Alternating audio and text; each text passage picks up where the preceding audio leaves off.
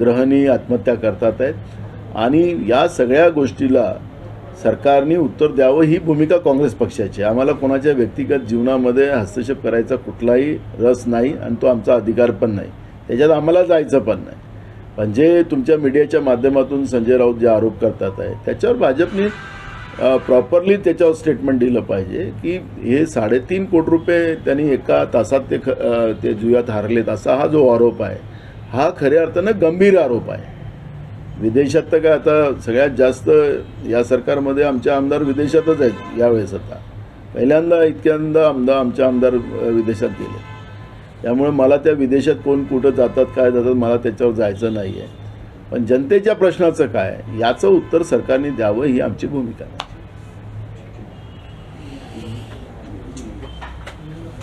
Flop ठरलं. एक आमचा त्यांना सवाल असा आहे, आरक्षण हा मागास समाजाचा अधिकारच आहे, ते डॉक्टर बाबासाहेब आंबेडकरांनी संविधानामध्ये दिलेलेच आहे. पण तुम्ही जे जातनीय जनगणना करत नाही, आर्थिक शैक्षणिक जनगणना आपण करत नाही, त्यामुळे हे सगळे प्रश्न निर्माण झालेले आहेत. तुम्हाला एखाद्या धर्माच्या नाही पण मुस्लिम धर्मामध्ये सुद्धा अशा मागास जाती खूप आहेत, त्या जातीला आरक्षणाची गरज आहे. जसं हिंदू धर्मामध्ये विविध जाती आहेत, मी ओबीसीचा आहे, मी मागास जातीचा आहे म्हणून आम्हाला आरक्षण आहे. कोणी शेड्यूल कास्ट असेल त्याला आरक्षण आहे. मूळ प्रश्न हा धर्माचा प्रश्न नाही होऊ शकत. यांना आमचा सवाल असा आहे की तुम्ही जातीनिहाय जनगणना करायला विरोध का करता? नरेंद्र मोदीजी सांगतात की आम्ही गरीब जात निर्माण केलेली आहे, म्हणजेच तुमचा आरक्षणाला पूर्ण आरक्षणाला विरोध आहे असं त्याच्यातून स्पष्ट होतं. मुद्द्याला डायव्हर्ट करणं हे BJPच्या नेतृत्वाचं नेहमी कृत्य राहिलेलं आहे, त्याच्यातला हा प्रयत्न आहे. त्यामुळे मुस्लिमामधल्या ज्या मागास जाती आहेत त्याचा सर्वे करून जनगणना करून सेन्सस करून त्याही समाजाला आरक्षण दिलं पाहिजे. आम्ही तर सांगतो आहे की आमचे नेते राहुल गांधींनी सांगितलं आहे की आम्ही जातीने जनगणना करणार. पहिलं केंद्रात आमचं सरकार आलं तर आम्ही देशव्यापी कारण की देशाच्याच सरकारने सेन्सस करायची हे असते, पण मोदीचं सरकार ते करायला तयार नाही. त्यामुळे राहुलजींनी सांगितलं की आमचं सरकार आलं तर आम्ही करू.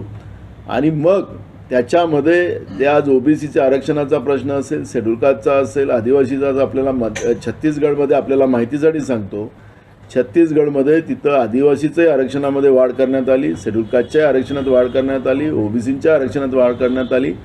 जेव्हा ह्या जातीनिहाय जनगणना होईल तर महाराष्ट्रामध्ये सुद्धा मुस्लिम असतील, ओबीसी असतील आणि ज्या मागास जाती राज्यात आहेत त्या सगळ्या जातीला त्यामध्ये समावेश करून या आरक्षणाची वाढ करण्यात येणार ही भूमिका काँग्रेस पक्षाची आहे. त्यामुळे जुमलेबाजी त्यांनी बंद करावी आणि धर्मावर टीका करण्यापेक्षा वास्तुस्थिती लोकांच्या समोर मांडावं ही आमची भूमिका आहे. काल जरांगे पाटील जे आहेत त्यांनी भाषण करताना म्हणलं की ज्यांची लायकी नाही त्यांच्या हाताखाली आम्हाला काम करावं लागतं आणि आज त्यांनी गुंजाव केलं की मी असं काही वक्तव्य केलं नव्हतं, पण ते रेकॉर्डवर ते की त्यांनी म्हणलं की ज्यांची लायकी नाही त्यांच्या हाताखाली आम्हाला काम करायचं. तर कुठेतरी एक ते राजकीय बोलायला लागले असं वाटतंय का? माझा एक प्रश्न असा आहे, आम्ही परवा पण सांगितलं की हे आंदोलन जे आहे मराठा वर्सेस ओबीसी दोन समाजांना भडकवून सरकार हे मुद्दामून घडवते आहे असं आमचं म्हणणं आहे.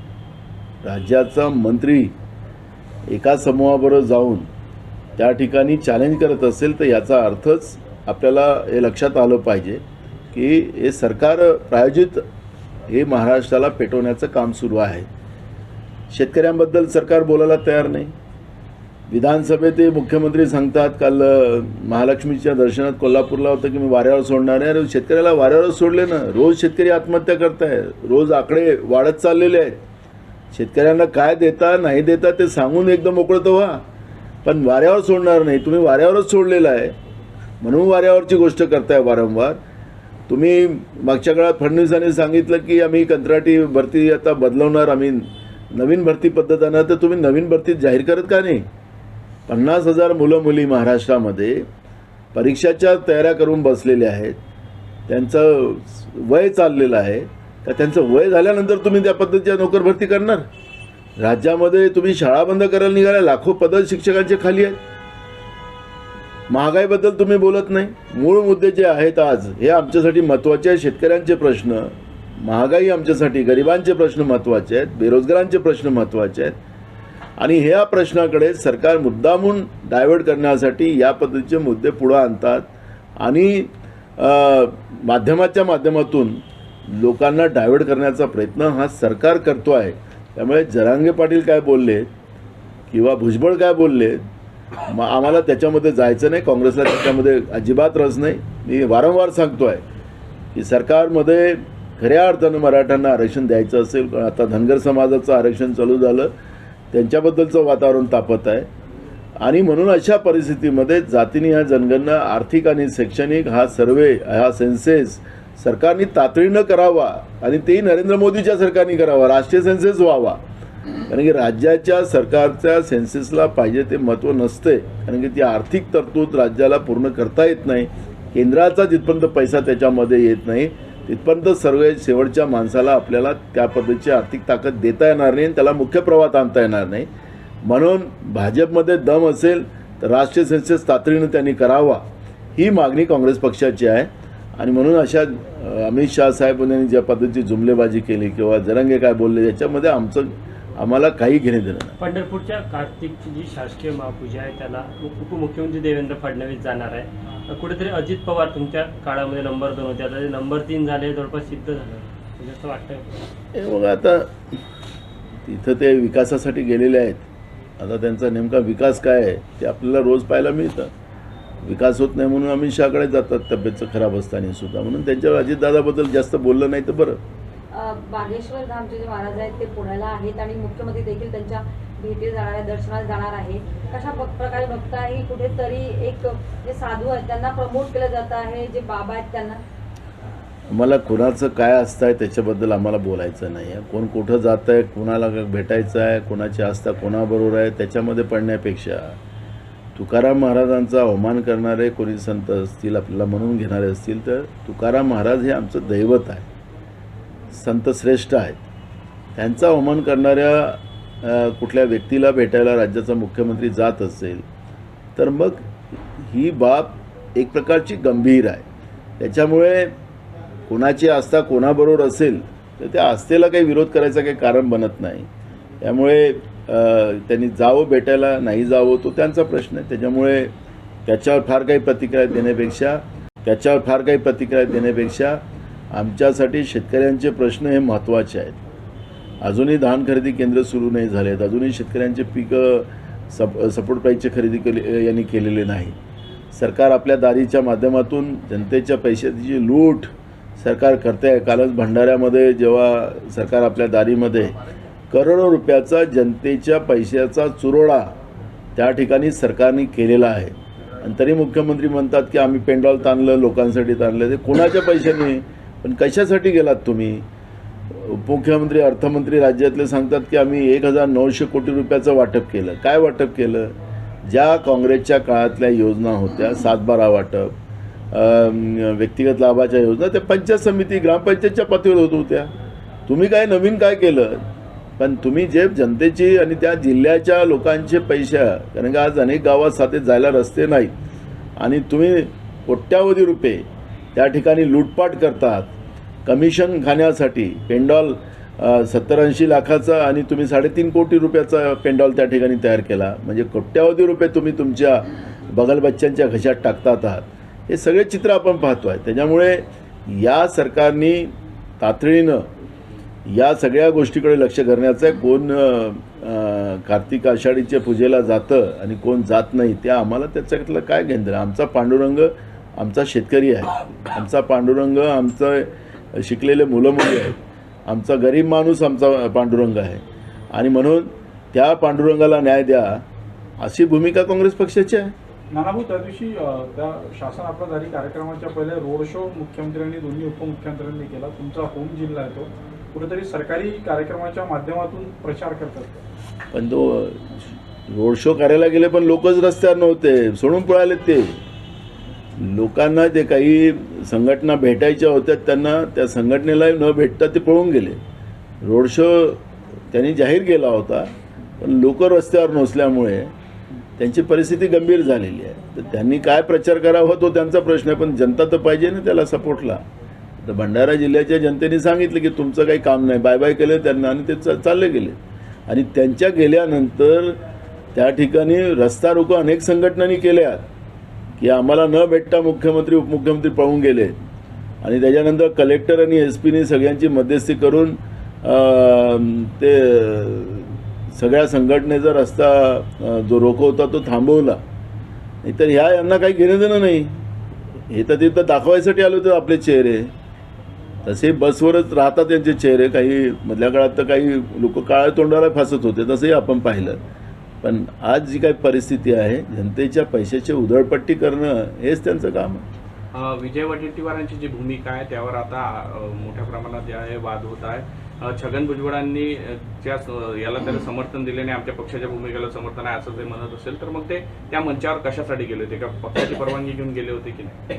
हे मला मूळ प्रश्न आहे की मी होतो निवडणुकीच्या प्रचारामध्ये, काय झालं ते मला माहिती नाही आहे. आता जेव्हा आम्ही भेटू त्यावेळेस त्यांच्याशी या सगळ्या विषयावरची चर्चा करू. तुम्हाला त्यांच्याकडून जास्तची माहिती पाहिजे असेल तर तुम्ही त्यांना भेटून त्यांच्याकडून विचारून घ्या. पण पक्षाची भूमिका त्यांनी सांगितली होती का पक्षाच्या परवानगीने ते तिथे गेले होते की नाही ते ओबीसी नाही, मी नव्हतो इथं, त्याच्यामुळे माझा काही संपर्क नव्हता त्यांच्यासोबत. त्याच्यामुळे आता मी आलेलं, आता जेव्हा भेट होईल त्यावेळेस त्यांची चर्चा करू. पुन्हा वडेट्टीवारांनी एक आणखी वक्तव्य केलं होतं की बाबासाहेबांनी जर धर्मांतरण केलं असतं तर ते निर्माण झाला असता, मुस्लिम जर धर्म स्वीकारला असता तर आज परिस्थिती आणखी वाईट झाली असते असं त्यांनी. मी ऐकलं नाही. तुम्ही त्यांच्याशी काय असेल ते स्पष्टीकरण तुम्ही घेऊ शकता. राजकारणामध्ये ट्विटवर आता सुरू झालेले फोटो ट्विट करणं, मकाऊ मधले चंद्रशेखर बावनकुळेंचे फोटो ट्विट झाल्यानंतर भाजपनं तुमचे पण जुने फोटो ट्विट केले. कुठेतरी एक पर्सनल अटॅक करणं राजकारणामध्ये सुरू झालंय का? दोन गोष्टी आहेत. भाजप ज्या पद्धतीने वागते आहे, जी निस्ता आहे, आपण पाहिलं असेल की उपमुख्यमंत्र्यांनी गृहमंत्र्यांनी स्टेटमेंट केलं की ते माफ करून ते फोटो दाखवलेले आहेत. पण बावनकुळेंनी तातडीने सांगितलं की मी स्वतः होतो तिथं. त्याच्यानंतर त्यांचं स्टेटमेंट आलं. तर ते कसं आपल्या लपवतात ते त्याच्यातून स्पष्ट होतं. राहिलं संजय राऊतांनी जे ट्विट केलं होतं त्याच्यामध्ये मी सांगितलं होतं की बावनकुळेसारखे दिसतात, त्यांना गृहविभागाने ते तपासावं, वास्तविकता काय आहे ते माहिती जनतेला द्यावी.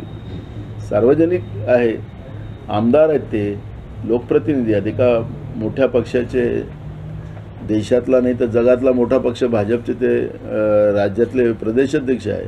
अशा व्यक्तीच्या बद्दलची अशा पद्धतीचा फोटो येतो, त्याची माहिती द्यावी, एवढंच मी म्हटलं होतं.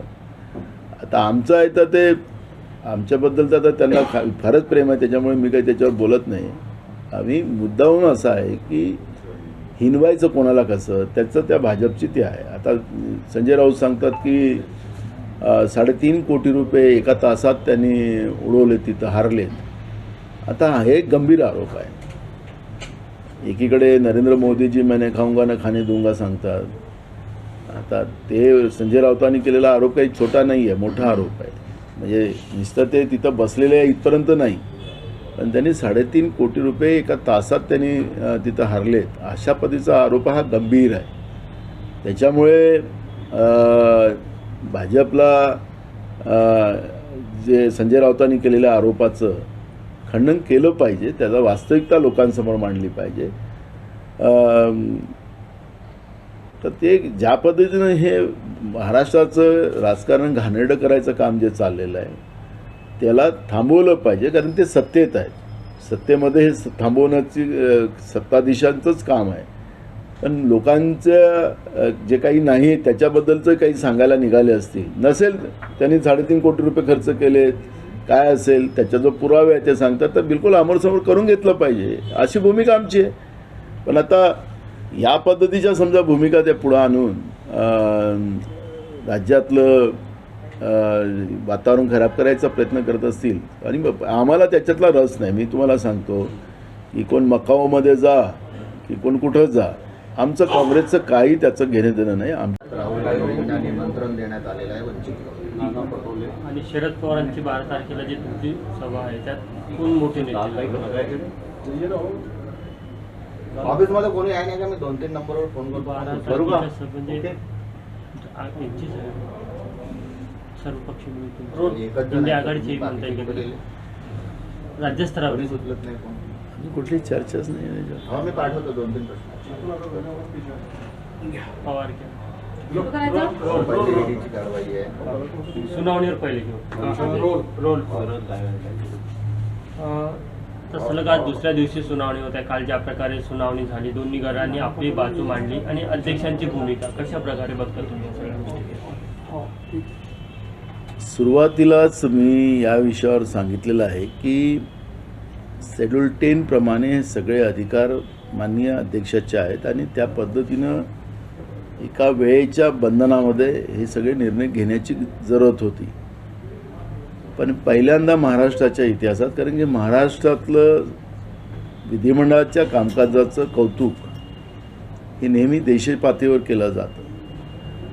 पण ज्या पद्धतीनं महाराष्ट्रातलं जे राजकारण घाणेरडं करण्याचं काम जे BJP करते आहे त्याचं हे दर्शनही आपल्याला विधिमंडळाच्या कामकाजातलं पाहता आलं आणि माननीय सुप्रीम कोर्टाला राज्याच्या विधानसभेच्या अध्यक्षावर ताशेरे ओढावे लागले. हीच खऱ्या अर्थानं महाराष्ट्रासाठी एक प्रकारचं म्हणजे महाराष्ट्राच्या विधिमंडळाच्या राजकीय व्यवस्थेला कलंक लावण्याचं काम आताची लोक करतात आहेत असं चित्र त्याच्यातून स्पष्ट होत आहे. त्यामुळे त्या विधानसभा अध्यक्षाच्या खुर्चीचं पावित्र्य हे नेहमी कायम राहावं, कारण की मोठी मोठी लोक त्या खुर्चीवर गेली. देशाच्या लोकसभेचं सुद्धा नेतृत्व विधानसभा अध्यक्षाच्या महाराष्ट्राच्या खुर्चीने केलेलं आहे, असं या खुर्चीचं महत्त्व आहे. त्यामुळे आज जे चाललेलं आहे ते बरोबर नाही चाललेलं आहे. आता आपण पाहतो आहे की काल सुनील प्रभूंनी डॉक्टर बाबासाहेब आंबेडकरांच्या संविधानामुळे मी आमदार झालो अशा पद्धतीचं त्यांनी त्यांचे जे काही बयान चालले होते त्याच्यामध्ये, पण तो बाबासाहेब आंबेडकरांचा नामोल्लेखसुद्धा प्रोसिडिंगमध्ये येऊ द्यायचा नाही. या पद्धतीनं अगर समजा विधानसभा अध्यक्षाच्या मदतीनं कारवाई होत असेल तर हे फारच चुकीचं चाललेलं आहे. दुरुस्ती व्हावी. विधानसभेचं अधिवेशन येणार आता 7 डिसेंबरपासून सुरू होत आहे आणि यावेळेची चर्चा ही याच्यावरही आम्ही विधानसभेमध्ये आणू, कारण की अखेरी विधानसभा अध्यक्षाचे काही अधिकार असतात, त्या अधिकारात हस्तक्षेप करायचं काही कारण नसतं. पण या पद्धतीनं महाराष्ट्राच्या विधिमंडळ कामकाजाला काळिमा लावण्याचं काम होत असेल तर निश्चितपणे याच्यात आम्हाला शांत बसता येणार नाही. आम्ही विधानसभा अध्यक्षाची आम्ही विचारू. म्हणजे नेमकं काय भूमिका राहील तुमची? हे बघा, महाराष्ट्राची प्रतिमा अगर खराब होत असेल या सगळ्या चुकीच्या राजकारणामुळे तर बिलकुल याच्यामध्ये शांत बसण्याचं कुठलंही कारण होणार नाही आणि आयुधाच्या माध्यमातून माननीय अध्यक्षांना विधानसभा सदस्यांना प्रश्न विचारण्याचे अधिकार आहेत. त्या आधारावर आम्ही ते प्रश्न विचारू. हिवाळी अधिवेशन आहे 7 तारखेपासून आणि 12 तारखेला शरद पवारांचा वाढदिवस आहे. त्यानिमित्त इथे शक्ती प्रदर्शन कुठेतरी केलं जाणार आहे. इंडिया आघाडीची बैठक आयोजित करण्याचं सुरू आहे. काय एकंदरीत पूर्ण अजून त्याची कुठली चर्चा नाही आहे. आम्ही सगळेजण निवडणुकीमध्येच लागलेलो आहोत. आता या निवडणुकीची प्रक्रिया संपली की त्यानंतर आम्ही बसू, पण अशी कुठली अजून त्या पद्धतीची चर्चा नाही. शरद पवारांच्या सभेमध्ये उद्धव ठाकरे देखील येत आहेत, तर काँग्रेसच्या नेत्यांनी त्यांनी आमंत्रण दिलं असं बोललं जातं. नाही, अजून अशी कुठली चर्चाच नाही. त्याच्यामुळे ही चर्चा नसल्यामुळे त्याच्यावर मी आत्ता वक्तव्य करणं चुकीचं ठरेल. काल ईडीने कारवाई करत नॅशनल हेराल्डच्या ज्या काही कंपन्या होत्या त्यांची जवळपास 750 कोटींची मालमत्ता जप्त केलेली. आता थेट गांधी परिवारावर ईडीने कारवाई केली. चिडलेलं भाजपचं हा खरा चेहरा काल आपल्याला पाहायला मिळतो आहे. 5 राज्याच्या निवडणुकामध्ये त्यांची हार आता निश्चित ठरलेली आहे. लोकांचा कौल आमचे नेते राहुल गांधींच्या नेतृत्वात आणि मल्लिकार्जुन खरगेंच्या नेतृत्वामध्ये लोकांचा कौल आपल्याला पाहायला मिळते आहे. प्रधानमंत्र्याच्या सभेला लोक जमा होत नाही, गृहमंत्री त्यांचे जे आहे देशातले त्यांच्यासाठी लोक जमा होत नाही आणि जेव्हा त्यांच्यासमोर सगळीकडे आता हार निश्चित ठरलेली आहे आणि अशा वेळेस रागाच्या भरात सूडबुद्धीनं ही कारवाई त्यांनी केलेली आहे. मागच्या काळात आमच्या नेत्या सोनियाजी गांधी असतील, राहुलजी गांधी असतील, यांनी खूप त्रास दिला, पण त्यामध्ये यांना काहीच भेटलं नाही. ही जी काही प्रॉपर्टी आहे ही देशाची प्रॉपर्टी आहे आणि या प्रॉपर्टीमध्ये ॲक्च्युली काँग्रेस पक्षाची प्रॉपर्टी आहे. या देशाच्या असंख्य काँग्रेस जणांचे पैसे त्याच्यामध्ये आहेत. हे गांधी परिवाराचे पैसे नाही आहेत. त्यामुळे या देशाच्या काँग्रेसजनाच्या पैशावर म्हणजे जी आहे प्रॉपर्टी त्याच्यावर धाड टाकून यांना काहीच भेटणार नाही आहे. आखरी प्रत्येकाने आपल्या घामाचा पैसा काँग्रेसजनांनी त्या ठिकाणी लावलेला आहे आणि तो रेकॉर्ड पण त्या ठिकाणी आहे. ज्या प्रॉपर्टीज आहेत त्या प्रॉपर्टीवर त्यांनी सील केलेलं आहे, तर ते आज न उद्या खरं समोर येणार आहे. त्यामुळे आम्हाला काही घाबरण्याचं कारण नाही. पण पायाखालची जमीन खसकली भाजपची, त्यामुळे हे द्वेषबुद्धीनं केलेली कारवाई आहे असं म्हटलं तर वावगं ठरणार. 25 तारखेला वंचितची मुंबईमध्ये सभा आहे. त्यांनी राहुल गांधींना निमंत्रण दिलेलं आहे, आमंत्रण दिलेलं आहे. काय राहील? अजून असं कुठलंही आम्हाला प्रदेशला माहिती आलेली नाही. त्याच्यामुळे त्यांनी परस्पर दिली असेल मला माहिती नाही. त्याच्यामुळे असं कुठलंही अजून प्रदेशपर्यंत कुठली माहिती नाही. अमित शहा आणि तेलंगणाच्या एका सभेमध्ये म्हटलं की आमची जे सत्ता आली केंद्रामध्ये तर जे मुस्लिम आरक्षण आहे 4% ते आम्ही कॅन्सल करू, रद्द करू आणि ते जे आरक्षण आहे ते इतर समाजाला देऊ. कसं बघता याच्याकडे? कर्नाटकमध्ये हेच भाषण त्यांनी